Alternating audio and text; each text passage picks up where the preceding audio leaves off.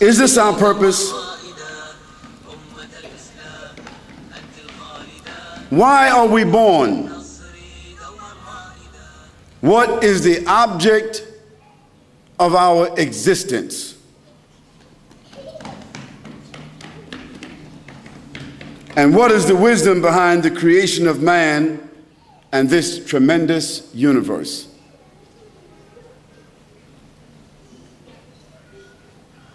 Think about that question. Think about it seriously. Now, some people will argue that there is simply no proof of any divine origin of this world. And there's no proof that there's a God. And there's no proof that this universe has come about through any divine purpose. There are those who argue that, and some of them, they occupy some of the higher places in academia, in government. Some of them occupy some of the elite positions in society and in our lives. Some of them are called central personalities. But they themselves are confused. They also have their own frustrations. And I'd like to share a statistic with you.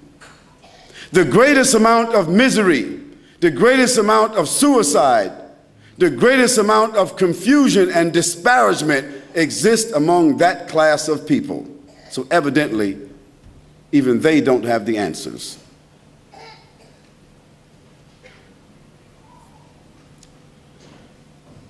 Now, there are people who argue this way, and they say that perhaps this world came about by chance. That means random. That's what chance means, random. Like going to the gambling house. You call it here the gaming rooms. They have a nice name for it here.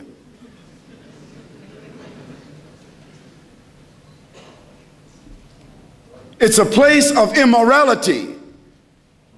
It's a place where you put your life savings on the line. You're trying to get something for nothing. You put your hard-earned money. Sometimes the man doesn't tell his wife, or the wife doesn't tell her husband, and they lose their house and their lives, taking a chance, trying to earn something for nothing. And the government has set it up and supported it with your tax dollars.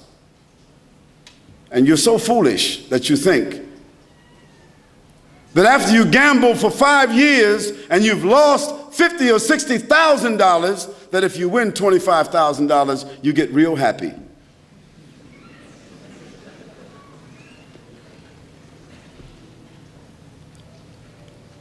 So thinking that this world came about by chance is the same as thinking that when you put money in a slot machine that the numbers come up by chance. They don't. Everybody knows that the casinos are rigged and only the house wins all the time. But to think that this world came about in the same way that people gamble, random choice, well, let's put that to a test. This is an example that you can do in your home with your children.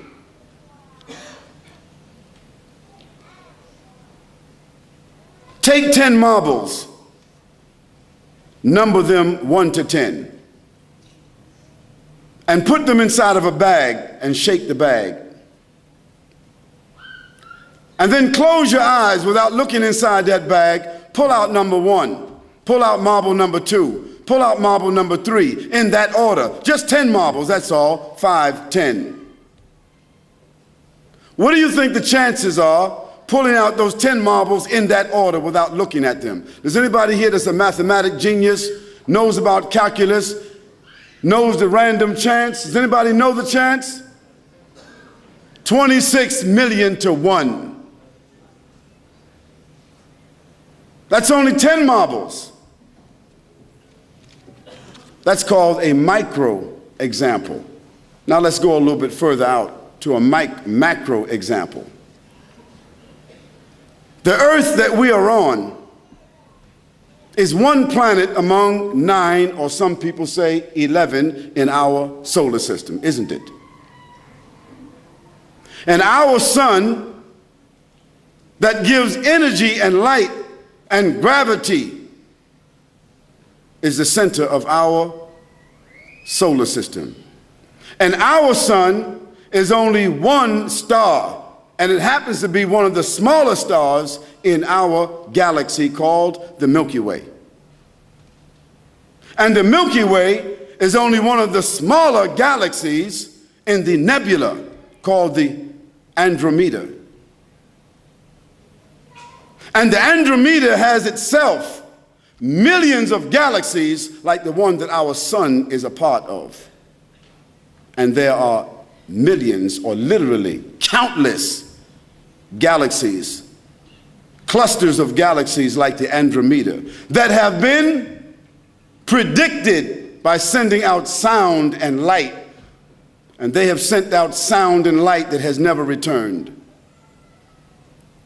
Now, all of this diverse order that we see in the heavens, that we are able to somewhat calculate and predict, that we call night and day, time, all of this is in order that allows us to calculate.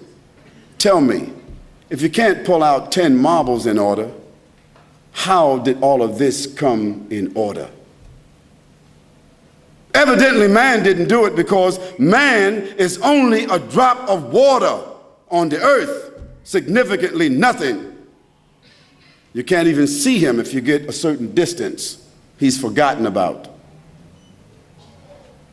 So I say to you, certainly, this whole great world with all of its great orchestration could not have just come together. And even if we accept the Big Bang Theory, someone had to create that combustion, because after the bang came about,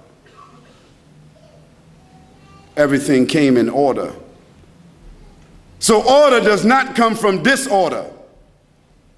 You can't get out of your bed in the morning and don't make your bed and come back and your bed is made unless you got a maid.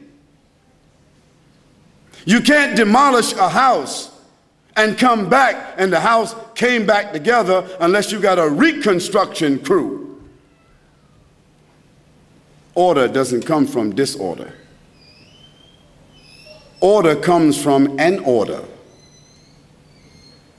An order means a legislation. It means a science. It means a fact. It means a determination. And if man wasn't around when that Big Bang took place, he had nothing to do with that determination or anything